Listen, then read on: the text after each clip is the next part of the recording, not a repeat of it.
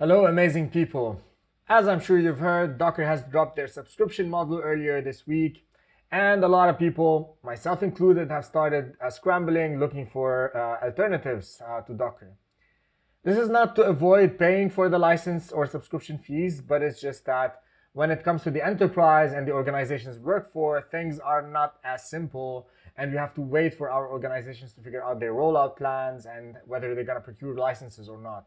So if you are in the same situation as myself, you might be looking at alternatives, and in this episode, I'm going to be comparing Docker with Podman, which is a container management solution that is open source. It is backed by Red Hat, and to be honest, it's really good. So in this episode, I'm gonna be testing all of the most common use cases that are used by a software engineer on a daily basis. And we're gonna see how well Podman behaves. And also I would like to mention a few things that are superior when it comes to the Podman container management implementation as opposed to Docker's architecture.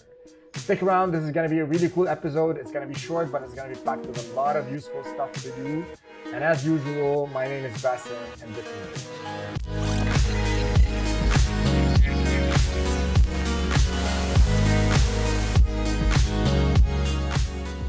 Alright, let's dissect a little bit what we're seeing in front of us. This is a very simple block diagram to demonstrate the architecture of Docker.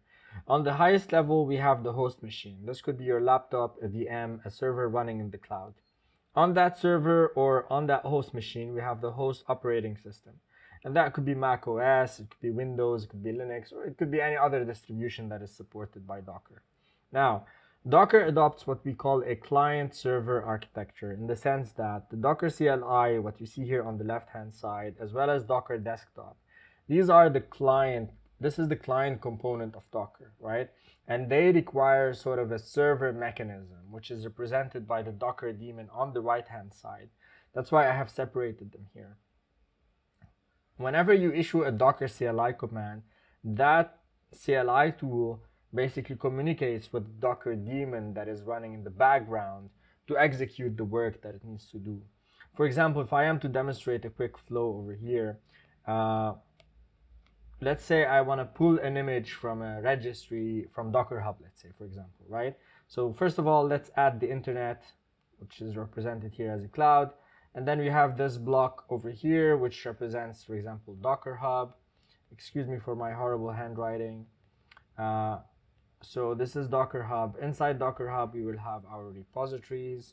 And each repository will have a set of images that we can pull to our environment, right? So let's assume that you do a Docker pull, and then you specify the image and tag from the CLI. So this will go to the Docker daemon. The Docker daemon will go online through the internet to Docker Hub, of course, after authenticating and everything, and it will start pulling the layers of this image from the repository over there, and then it will store those locally on the machine, on the host, and then once that is done, it will send back the response to you. And then if you would like to run that image or spin up a container from that image, basically the same thing happens, but instead of going to the internet, because the image is available locally, it will be pulled and a container will be spun, and the Docker daemon will make sure that the container keeps on running, and it will convey or carry over all of the commands that you issue for that particular container. Now, the biggest problem with this architecture is that this Docker daemon, for multiple complicated technical reasons, which we're not going to go through in this video itself, he needs to run with root privileges. And the problem with that is all of the containers that are spun from this Docker daemon, from this single process that is running with root privileges, will also have the same privileges as the account, or as the root account, basically, that owns the parent process. And this is a security problem, specifically in enterprise environments, because someone can break out from the container and then they could basically do whatever they would like on the host operating system level, right? Which really defeats the purpose of containerization. So they do not really necessarily operate as a sandbox anymore, and this could create a lot of different problems because if some malicious actor or some malicious image gets pulled and it is running in an environment, then that container will have access to all of the stuff that is available on the host OS. Now, this is more critical when you are running Kubernetes, for example, because then that means each container running inside a pod will have access to the Kubernetes cluster information, and that's a big no-no. Now, obviously, with Podman, we don't have all of these complexities because the client server architecture is not there, which basically means that we will have a much simpler and more secure environment when we are using Podman, because Podman will basically be installed on the host operating system, right? So it's going to be on the same level as Docker, but it's not going to have this Docker daemon that has to be run with root privileges. You can run Podman without granting it root privileges, and what happens is that Podman has a very tight integration or a seamless integration with systemd, which allows you to spin up and manage services. So basically, containers that are running on this host operating system will behave as services, and they will have the same privileges as the user that has triggered the Podman instructions or commands. So the containers, even if they do break out, at the very worst case scenario, they will have the same privileges as the user that spun them, and we will not fall into the same security trap that we have with Docker. Let's get our hands dirty. So I have a VM running Ubuntu server version 20.04, if I'm not mistaken. We can verify that very quickly. And I have 2 tabs and 2 accounts authenticated to that VM from my host, from my Mac. And the first account on the left-hand side, it's called Chi. And on the right-hand side, I have an account called Gamma. I have Podman and Docker installed on the same machine. I will run the Podman tests on the left-hand side, and I will run the Docker tests on the right-hand side. So the first test we're gonna run is we're gonna try to authenticate to the Docker registry with Podman, and we can do that as you can see here. I have already done this test before, so it's just gonna authenticate with the existing credentials. I don't believe there would be any issues here. And it says that we are logged in, that's great. And then we're gonna do the same thing for Docker, nothing major here. Now, it shows us a small warning about the credentials, that they are stored unencrypted or in plain text in a file. That should be fine for the purposes of our demo today. We're gonna be pulling the Ubuntu latest image from Docker Hub, and we're gonna start with Podman.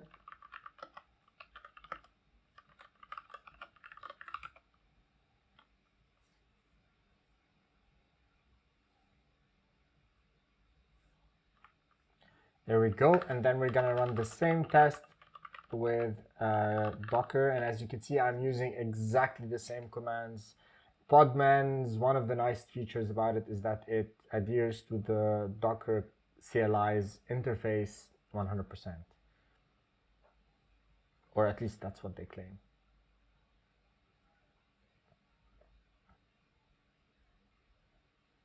So despite some changes in the output, I think we have full compatibility here. Let's move on. The second test we're gonna run is we're gonna list the images that are available on our machine, and we're gonna start with Podman image list. And you can see here we have the Ubuntu image that we just pulled, and it has a size of 75 megabytes. Let's see with Docker. Same exact outcome, but the image size is a little bit smaller.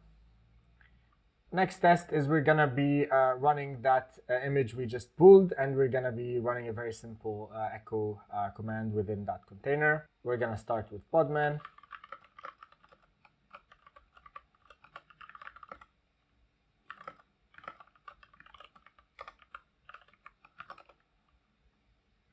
There we go. We just did an echo high from within the container itself, and then we're gonna do the same test with Docker.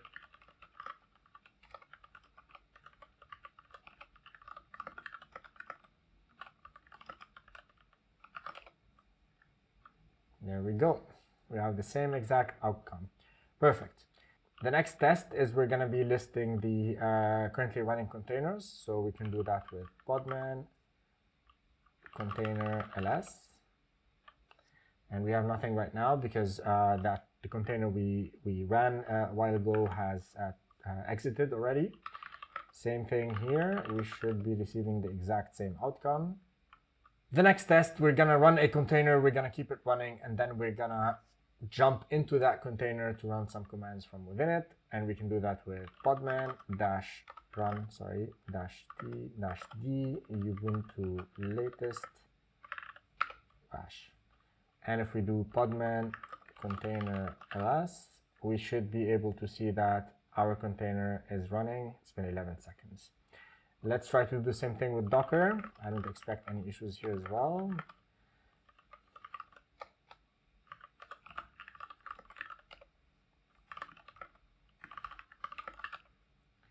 Here we go, same outcome, perfect. Now let's try to go into the container, podman exec-ti, and the container name is competent wilbur. It seems I had a typo with the container name. Let's try that again. Podman exec-ti, and then let's write the proper name, and then let's go into bash. Perfect. We are inside the container and we have root privileges. This is not root on the host, it's just root on the in the container itself, and this root account does not have more privileges than the user chi in this case, which spun up this container. So let's do the same now in Docker, and the container is called admiring beaver. And as expected, we are inside the container right now. Now inside the container we can do very basic tasks and activities. Since this is a Ubuntu container, we should see the same file listing, except in this case we also have the .docker environment file. In Podman we do not. Let's move on to another test. Now we're gonna try to kill a container that is already running, and we can do a podman ps to see the list of containers already running, and then we can do podman kill, and then we can provide the container name. The container should be down now, perfect. And then if we go to Docker, we should be able to do the exact same thing, and then docker kill admiring beaver. Fantastic. Now we're gonna run the same container, but instead of letting podman decide on the name to give it, we're gonna provide it with an explicit name. So we can do the following: podman run -t-d --name, a great hero, and then we will provide the image name. And then if we do podman ps, we should be seeing the container running with the name Great Hero. Same thing over here. Docker run name Great Hero. Ubuntu latest. Docker PS. And there we go. We have Great Hero up and running.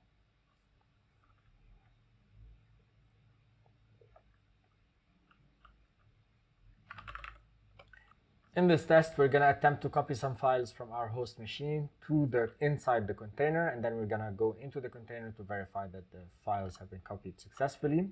So we're going to create a file called secret stuff, and then we're going to echo some secret sauce inside this file, and then we're going to verify that the file contains exactly our needs. And then we're going to use podman copy secret stuff into Great Hero, our container name, and inside the folder root. And then we're gonna try to go into our container with the exec, which I showed you before, and then we're gonna go into our home directory, and then there we go. This is the file. It has been copied from the host, and if we check the content of that file, we should be able to see secret sauce. Let's try the same thing on Docker's side. Touch secret stuff, echo secret sauce inside secret stuff, and then we're gonna get the output of the file. Docker copy secret stuff inside Great Hero as well, and then root oops, my bad. And then we're gonna log into our container, which is again called Great Hero.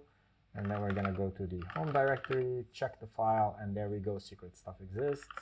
And then we're gonna list the content of secret stuff, and we will see secret sauce. Perfect. API is so far 100% compatible. Now that we have copied a file into the container, we're gonna try to commit this version of the container with podman commit. And then we're gonna provide the container name, Great Hero. And there we go, we just created a new signature for that container. The other layers already exist, so we just created a new layer for the new stuff. And if we do the same for Docker, there we go. We also have a SHA-256 hash, which obviously is different than the one we have with Podman because many reasons. We could have different files inside the container, whatever.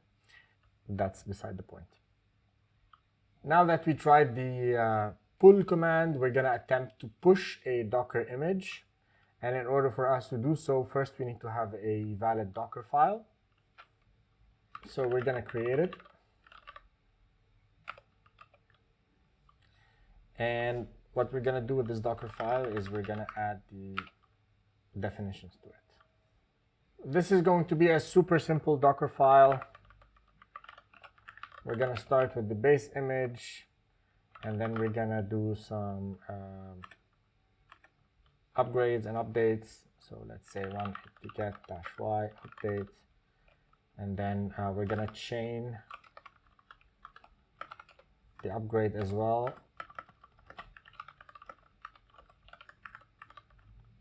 We're not gonna install anything, we're just gonna keep it simple, but we're gonna copy the secret stuff from our local folder, and we're gonna be putting it inside our root directory. And then we're gonna be, once we're done, we're gonna have a command that will run bash -c echo root secret stuff, which will basically output the content of secret stuff. We're gonna save this, and next thing we're gonna do is we're gonna attempt to build this Docker file with Podman. So as you can imagine, I kept the name Docker file on purpose. So podman build, we're gonna provide the location of the Docker file. And as you can see, Podman is currently building and preparing that image for us, as expected. Perfect. And then if we do a Docker image list, apologies, it should be podman image list, we will be able to see that we have an image that has been created, but it does not have a name. That's not good. So let's give it a name, podman tag, and let's call it Basen v1 podman image list, and we should be able to see the image we just tagged. Let's do the same thing with Docker, but instead of writing the whole thing again, let's try to be a little bit more efficient and try to copy the Docker file. And then we're gonna try to build it. I'm not sure why it's failing. Probably it's failing because I might need to trigger the Docker build with a sudo so that it can access the network. But again, I'm not 100% sure. Let's try it. Docker build.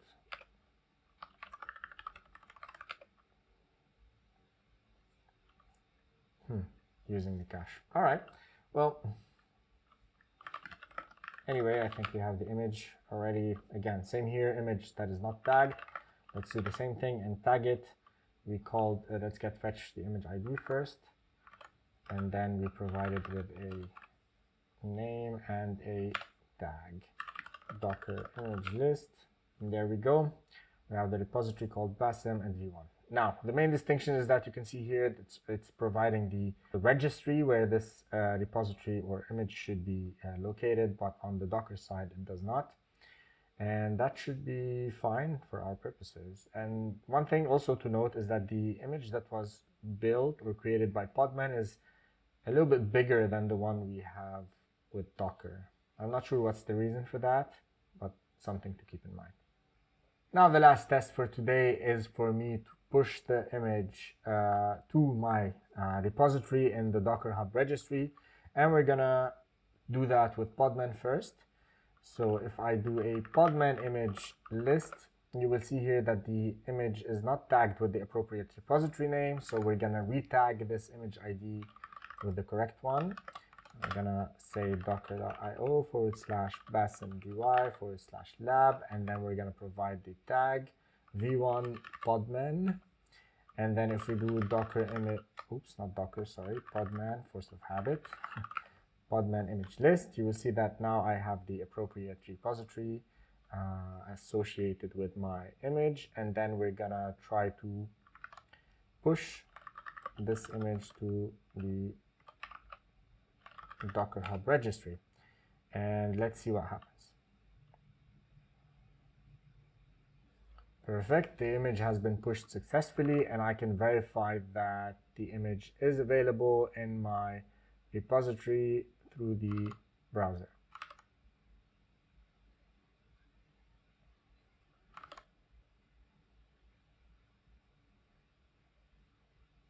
Now, to show you that Docker and Podman are sort of fully compatible, because both of them use the OCI standard for the container images, I'm gonna attempt to pull the image that I've just pushed to my private repository from Podman in Docker, and I can do that with docker pull, and then I can just simply provide the image or repository name along with the tag, and it should be able to pull this successfully. That's perfect. And if I do a docker image list, I should be able to see the image v1 podman available on this machine. Now for the final and ultimate test, I'm gonna run this container run-ti basimdy/lab v1 podman, and let's see what happens. That's awesome. And then I just had an echo of the file. I was aiming to echo the content of it, but I mistakenly echoed the file name itself. That should be fine. That means that the container actually runs, and then it did its job. Well, that's it, folks. That's everything I wanted to show you today. I hope this episode was useful for you, and I think we managed to successfully demonstrate almost 100% compatibility between Podman and Docker when it comes to these basic use cases. And as a software engineer running or operating in a containerized environment, I don't expect you to use much more than this. Obviously, you're going to have a lot more advanced use cases and many different scenarios, so on and so forth. But I think these are the basics for day-to-day operation. If you have stuck up with me so far and you like the content that I share with you on a weekly basis, please consider subscribing and liking these videos. They will help me a lot and keep me motivated to create new and more interesting content down the line. And as usual, thank you very much for watching, and I'll see you next